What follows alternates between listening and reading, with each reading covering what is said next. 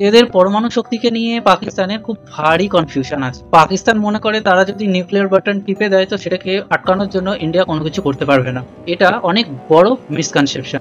তুমি রিসেন্টলি দেখে থাকবে S-400 সিস্টেমের ব্যাপারে, যেটাকে দেখে রীতিমতো পাকিস্তান দাঁত কামড়াতে বসেছে। পাকিস্তানের জানা হচ্ছে S-400 হচ্ছে রাশিয়ান ইম্পোর্টেড সিস্টেম, আর ওটা আমাদের মিসাইল ডিফেন্স সিস্টেমের সব থেকে লাস্ট একদম নিচের লেয়ারের ডিফেন্স সিস্টেম।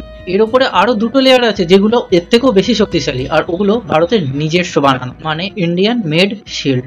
এই দুটো সিস্টেমের নাম হচ্ছে পৃথিবী এয়ার ডিফেন্স সিস্টেম আর advance air defence system. Missile যদি তারা অ্যাটাক করে, সব থেকে বেস্ট মিসাইল ধরে নাও শাহিন হচ্ছে পাকিস্তানের সব থেকে বেস্ট মিসাইল, তো তাহলে সেটা সবার প্রথমে কি হবে?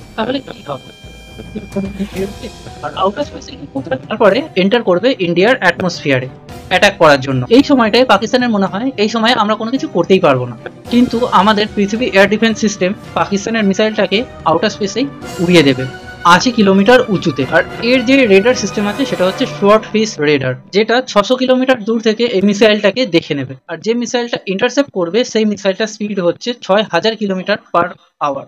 কিন্তু ধরে নেওয়া হোক কোনো কারণে বাই এনি চান্স সেটা বেঁচে গেল, তখন কাজে লাগবে আমাদের অ্যাডভান্স এয়ার ডিফেন্স সিস্টেম, যেটা পৃথিবী এয়ার ডিফেন্স সিস্টেমের মতোই কাজ করে, কিন্তু সেটা অ্যাটমসফিয়ারের মধ্যেই মিসাইলটাকে ইন্টারসেপ্ট করে নেবে। কারণ পাকিস্তান যদি এটা মনে করে যে পাকিস্তানের মিসাইল যদি নিউক্লিয়ার টিপ্ট হয় আমরা ভয় পেয়ে যাব, এটা একদমই সত্যি না। তো ঘাবড়ানোর কোনো কথা নেই, পৃথিবী এয়ার ডিফেন্স সিস্টেম আর অ্যাডভান্স এয়ার ডিফেন্স সিস্টেম একসাথে কাজ করছে S-400 এর সাথে। ভালো লাগলে চ্যানেলটাকে সাবস্ক্রাইব করে একটা লাইক অবশ্যই দেবে। দেখা হবে অন্য কোনো ভিডিওতে।